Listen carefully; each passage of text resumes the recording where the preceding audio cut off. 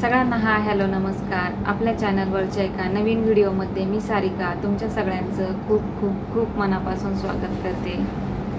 चैत्र शुद्ध प्रतिपदा म्हणजे गुढीपाडवा, मराठी नवीन वर्षाची सुरुवात आणि 3.5 मुहूर्तांपैकी एक मानला जाणारा मुहूर्त। या दिवशी आपल्याला काही तोडगे करायचे आहेत। एक म्हणजे लाल रंगाच्या पिशवीतला तोडगा आणि दुसरा म्हणजे पिवळ्या रंगाच्या पिशवीतला तोडगा। भाग 1 यामध्ये आपण लाल रंगाच्या पिशवीतला तोडगा बघितला आणि भाग 2 यामध्ये आपण पिवळ्या रंगाच्या पिशवीतला तोडगा बघणार आहे। तर हा कशासाठी करायचा, हे साहित्य कुठे मिळेल हे ऐकण्यासाठी हा व्हिडिओ शेवटपर्यंत पूर्ण नक्की बघा। हा आहे धनधान्य प्राप्तिकारक तोडगा।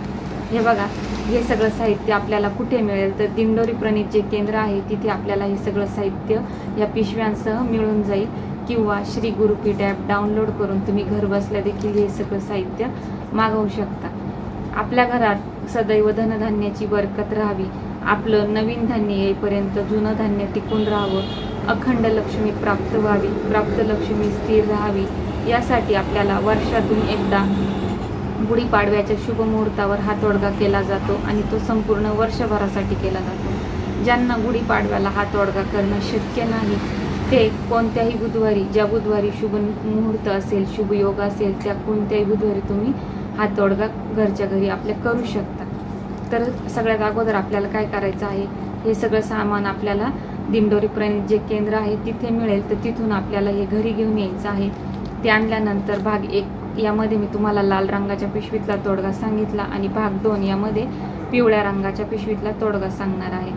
तर काय करायचं, यात साहित्य काय काय लागणार आहे तर तांब्याचा गोल तुकडा लागेल, तांब्याच्या पादुका लागतील, 1 मूठभर घरातले गहू लागेल, 1 अखंड हळकुंड लागेल, 1 रंगार हिरडा, थोडंसं खडे मीठ, नागकेशर, पिवळी पिशवी आणि गुळतूप, एवढं सगळं साहित्य आपल्याला लागणार आहे। तर आपण काय करायचं, हे जे सामानाची पुडी आहे याच्यामध्ये फक्त आपल्याला घरातले गहू टाकायचे, डिशमध्ये सगळं मोकळं करायचं, घरातले गहू टाकायचे आणि वरतून हळद टाकायची, म्हणजे सगळं सामान हळदीमध्ये कालून घ्यायचं। फक्त हळद ओली करायची नाही, कोरडीच हळद ठेवायची, कारण मग मिठाला पाणी सुटेल, याच्यामध्ये खडे मीठ पण आहे।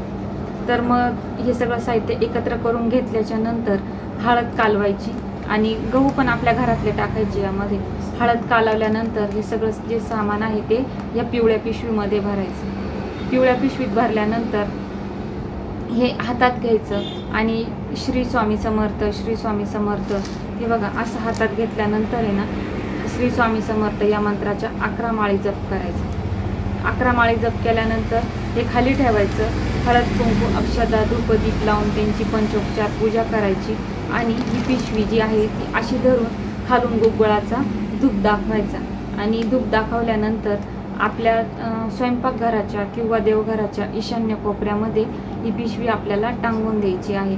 आणि ज्यांच्याकडं मागच्या वर्षीची आहे त्यांनी ती जुनी पिशवी काढून वाहत्या पाण्यात सोडून द्यायची आणि त्या जागेवर नवीन पिशवी लावायची।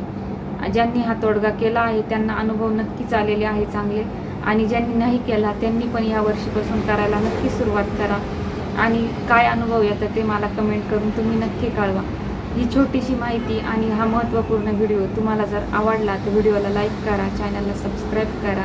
मी सारिका या नोटवर तुमची सगळ्यांची रजा घेते। पुन्हा भेटूया अशाच एका माहितीपूर्ण व्हिडिओसह। धन्यवाद। श्री स्वामी समर्थ।